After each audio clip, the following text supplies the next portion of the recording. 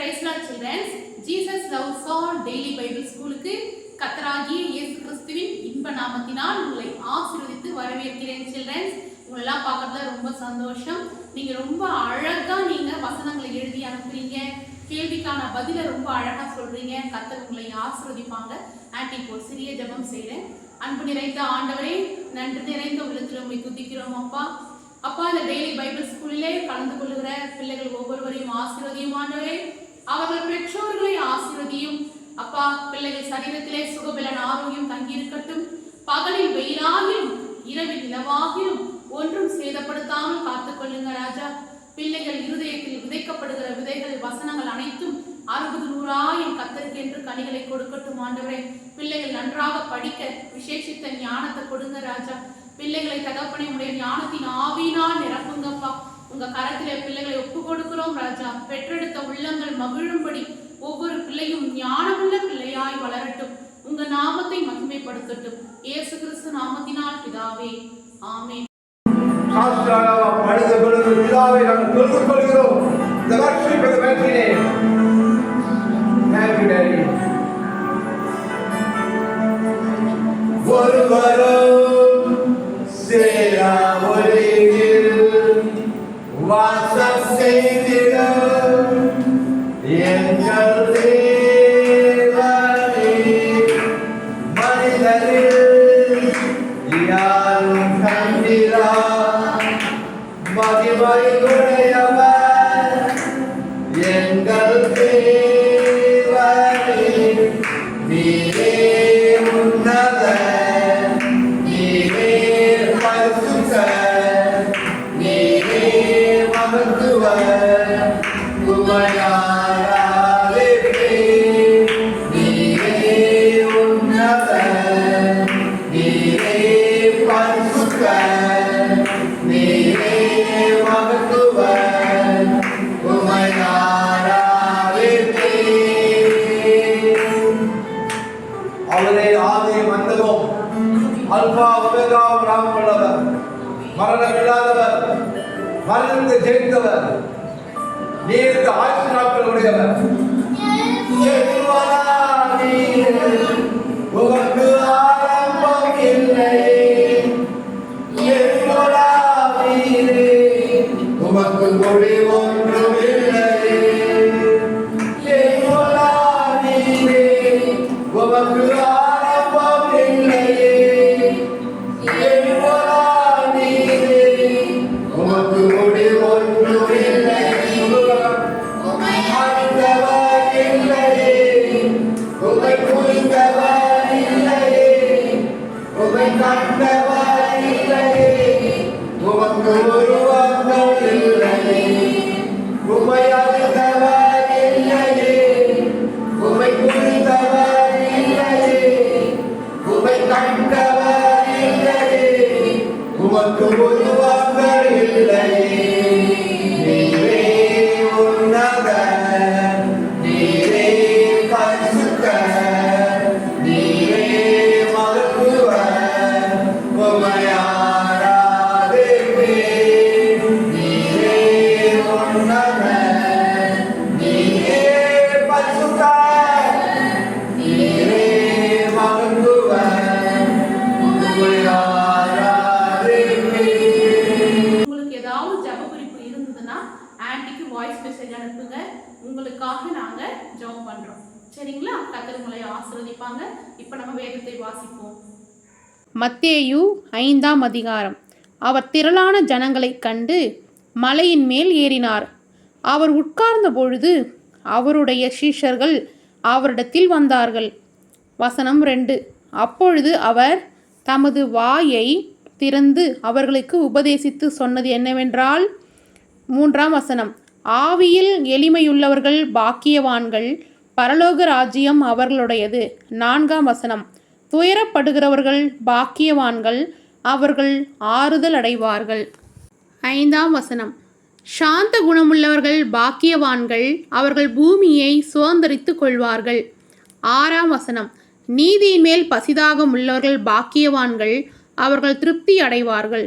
7ஆம் வசனம், இரக்கம் உள்ளவர்கள் பாக்கியவான்கள், அவர்கள் இரக்கம் பெறுவார்கள். 8ஆம் வசனம், இருதயத்தில் சுத்தம் உள்ளவர்கள் பாக்கியவான்கள், அவர்கள் தேவனை தரிசிப்பார்கள்.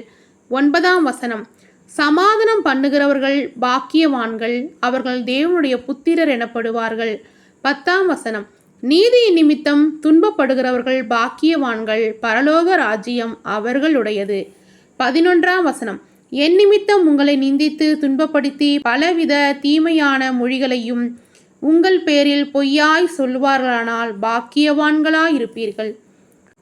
12ஆம் வசனம், சந்தோஷப்பட்டு களி கூறுங்கள், பரலோகத்தில் உங்கள் பலன் மிகுதியாயிருக்கும். உங்களுக்கு முன்னிருந்த தீர்க்கதரிசிகளையும் அப்படியே துன்பப்படுத்தினார்களே. 13ஆம் வசனம், நீங்கள் பூமிக்கு உப்பாயிருக்கிறீர்கள். உப்பானது சாரமற்று போனால் எதினாலே சாரமாக்கப்படும்? வெளியே கொட்டப்படுவதற்கும் மனுஷரால் மிதிக்கப்படுவதற்குமே ஒழிய வேறொன்றுக்கும் உதவாது. 14ஆம் வசனம், நீங்கள் உலகத்துக்கு வெளிச்சமாயிருக்கிறீர்கள். மலையின் மேல் இருக்கிற பட்டணம் மறைந்திருக்க மாட்டாது. 15ஆம் வசனம், விளக்கை கொளுத்தி மரக்காலால் மூடி வைக்காமல் விளக்கு தண்டின் மேல் வைப்பார்கள். அப்பொழுது அது வீட்டில் உள்ள யாவருக்கும் வெளிச்சம் கொடுக்கும். 16ஆம் வசனம், இவ்விதமாய் மனுஷர் உங்கள் நற்கிரியைகளைக் கண்டு பரலோகத்தில் இருக்கிற உங்கள் பிதாவை மகிமைப்படுத்தும்படி உங்கள் வெளிச்சம் அவர்கள் முன்பாக பிரகாசிக்க கடவது. 17ஆம் வசனம், நியாய பிரமாணத்தை ஆனாலும் தீர்க்க தரிசனங்களை ஆனாலும் அழிக்கிறதற்கு வந்தேன் என்று எண்ணிக்கொள்ளாதேயுங்கள். அழிக்கிறதற்கு அல்ல, நிறைவேற்றுகிறதற்கே வந்தேன். 18ஆம் வசனம், வானமும் பூமியும் ஒழிந்து போனாலும் நியாய பிரமாணத்தில் ஒன்றாகிலும் நிறைவேறும் அளவும் அதில் ஒரு சிறு எழுத்தாகிலும் அதன் எழுத்தின் உறுப்பாகிலும் ஒழிந்து போகாது என்று மெய்யாகவே உங்களுக்கு சொல்லுகிறேன். 19ஆம் வசனம், ஆகையால் இந்த கற்பனைகள் எல்லாவற்றிலும் சிறிதானதொன்றையாகிலும் மீறி அவ்விதமாய் மனுஷருக்கு போதிக்கிறவன் பரலோக ராஜ்யத்தில் எல்லோரிலும் சிறியவன் எனப்படுவான்.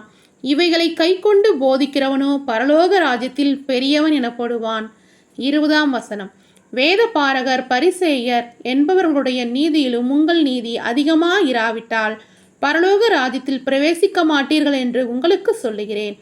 21ஆம் வசனம், கொலை செய்யாதிருப்பாயாக என்பதும் கொலை செய்கிறவன் நியாய தீர்ப்புக்கு ஏதுவாயிருப்பான் என்பதும் பூர்வத்தாருக்கு உரைக்கப்பட்டதென்றும் கேள்விப்பட்டிருக்கிறீர்கள். 22ஆம் வசனம், நான் உங்களுக்கு சொல்லுகிறேன், தன் சகோதரனை நியாயமில்லாமல் கோபித்துக் கொள்பவன் நியாய தீர்ப்புக்கு ஏதுவாயிருப்பான். தன் சகோதரனை வீணன் என்று சொல்லுகிறவன் ஆலோசனை சங்க தீர்ப்புக்கு ஏதுவாயிருப்பான். மூடனே என்று சொல்லுகிறவன் எரி நரகத்துக்கு ஏதுவாயிருப்பான்.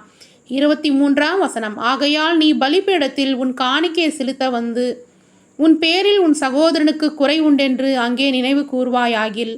24ஆம் வசனம், அங்கு தானே பலிபீடத்தின் முன் உன் காணிக்கையை வைத்துவிட்டு போய் முன் உன் சகோதரனோடு ஒப்புரவாகி பின்பு வந்து உன் காணிக்கையை செலுத்து. 25ஆம் வசனம், எதிராளி உன்னை நியாயாதிபதியிடத்தில் ஒப்புக்கொடாமலும் நியாயாதிபதி உன்னை சேவகத்தில் ஒப்புக்கொடாமலும் நீ சிறைசாலையில் வைக்கப்படாமலும் இருக்கும்படியாக நீ உன் எதிராளியோடு வழியில் இருக்கும் பொழுதே சீக்கிரமாய் அவனோடு நல்மனம் பொருந்து. 26ஆம் வசனம், பொருந்தாவிட்டால் நீ ஒரு காசும் குறைவின்றி கொடுத்து தீர்க்கும் மட்டும் அவ்விடத்திலிருந்து புறப்பட மாட்டாய் என்று மெய்யாகவே உனக்கு சொல்லுகிறேன். 27ஆம் வசனம், விபச்சாரம் செய்யாதிருப்பாயாக என்பது பூர்வத்தாருக்கு உரைக்கப்பட்டதென்று கேள்விப்பட்டிருக்கிறீர்கள்.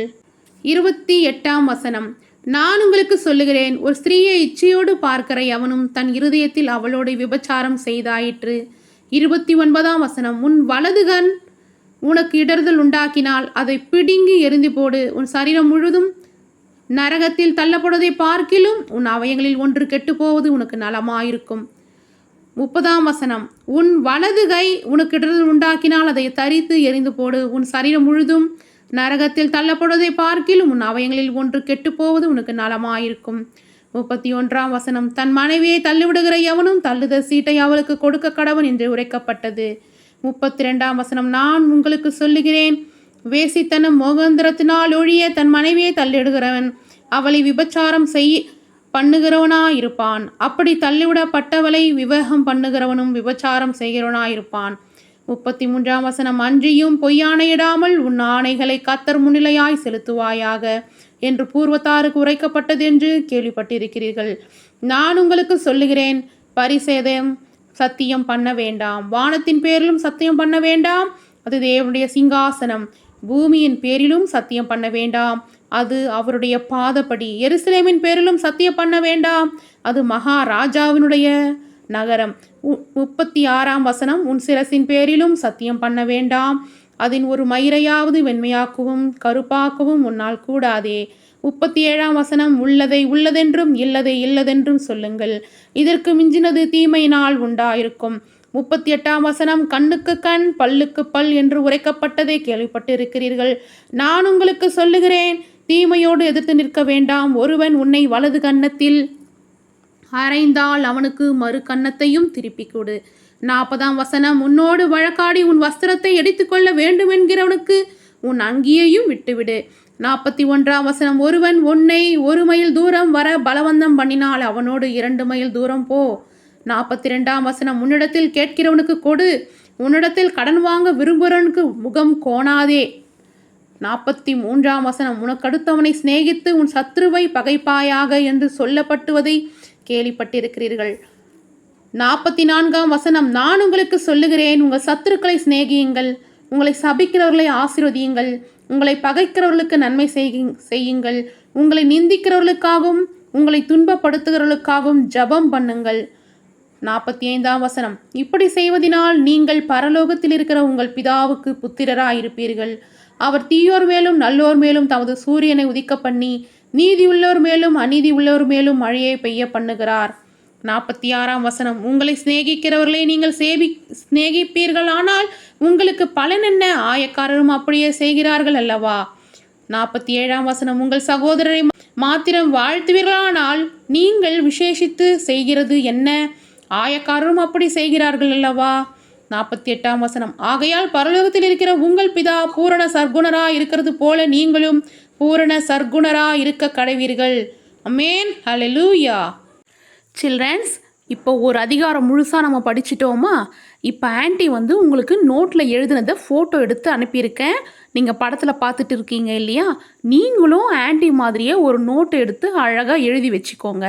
சில்ட்ரன்ஸ், மத்தேயு 5ஆம் அதிகாரம் படித்ததை முழுசாக கேட்டீங்க இல்லையா? ஏசப்பா உங்களை ஆசீர்வதிப்பாங்க. ஏசப்பா பூமியில் வாழ்ந்த நாட்களில் எல்லா ஜனங்களுக்கும் ஏசப்பா என்ன பண்ணுறாங்க? பிரசங்கம் பண்ணுறாங்க. எப்படி இருக்கணும், ஒரு தனி நபர் எப்படி இருக்கணும்னு ஏசப்பா என்ன பண்ணாங்க? வாழ்ந்து காட்டினாங்க. ஏசப்பா பிரசங்கம் பண்ணுறது மட்டும் இல்லாமல் ஏசப்பா பிரசங்கம் பண்ண வார்த்தையின்படியாக வாழ்ந்து காட்டினாங்க. ஆவியில் எளிமையாக இருக்கணும், துயரப்பட்டாலும் நீங்கள் ஆறுதல் அடைவீங்க, சாந்த குணமாக இருக்கணும், நீங்கள் நீதியின் மேலே பசிதாகமாக இருக்கணும், அப்புறம் இரக்கம் உள்ளவங்களாக இருந்தீங்கன்னா நீங்கள் இரக்கம் பெறுவீங்க, இருதயத்தில் சுத்தமாக இருந்தீங்கன்னா தேவனை தரிசிப்பீங்கன்னு நிறைய காரியங்களை ஏசப்பா என்ன பண்ணுறாரு? பிரசங்கம் பண்ணுறாங்க. அதில் முக்கியமாக ஏசப்பா நமக்கு ஒரு காரியத்தை சொல்கிறாங்க. மத்தேயு 5ஆம் அதிகாரம் 44ஆம் வசனத்தில், நான் உங்களுக்கு சொல்லுகிறேன், உங்கள் சத்துருக்களை சிநேகியுங்கள், உங்களை சபிக்கிறவர்களை ஆசீர்வதியுங்கள், உங்களை பகைக்கிறவர்களுக்கு நன்மை செய்யுங்கள், உங்களை நிந்திக்கிறவர்களுக்காகவும் உங்களை துன்பப்படுத்துகிறவர்களுக்காகவும் ஜெபம் பண்ணுங்கள். அதாவது ஏசப்பா என்ன சொல்கிறாருன்னா, உங்களுக்கு தீமை செஞ்சவங்களுக்கும் நீங்கள் நன்மை செய்யுங்க அப்படின்னு சொல்கிறாங்க. இந்த மலை பிரசங்கத்தை காந்தியடிகள், மகாத்மா காந்தியடிகள் நம் தேசத்துக்கு சுதந்திரம் வாங்கி கொடுத்தாரு இல்லையா? இந்திய தேசத்துக்கு சுதந்திரம் வாங்கி கொடுத்த மகாத்மா காந்தியடிகள் மத்தேயு 5, 6, 7 அதிகாரத்தை அவர் படித்தாராம். இந்த மலை பிரசங்கத்தை அவர் படித்து அவர் இருதயத்தில் பதித்து வைத்து கொண்டாராம். அதனால தான் ஏசப்பா போல இந்த பூமியில் அவரும் அகிம்சையாக நடந்து என்ன பண்ணாராம்? இந்திய தேச சுதந்திரத்துக்காக அவர் போராடினாராம். எப்படி போராடினாராம்? வன்முறையாக போராடலை, வன்முறை இயக்கத்தில் அவர் சேரலை, புரட்சி பண்ணலை. அந்த இடத்துல என்ன பண்ணியிருக்காரு? அகிம்சையா, அதாவது அன்பா அவர் ஆங்கிலேயர்கிட்ட இருந்து நம் இந்திய தேசத்துக்கு விடுதலை வாங்கி கொடுக்கும்படி அவர் போராடி இருக்கிறாரு. எல்லா காரியத்திலும் அன்பாக இருக்கும் பொழுதும் நம்ம ஜெயத்தை பெற முடியும். சண்டை போட்டு தான் ஜெயத்தை பெறணும்னு அவசியம் இல்லை, அன்பாக இருந்தும் ஜெயத்தை பெறலாம்.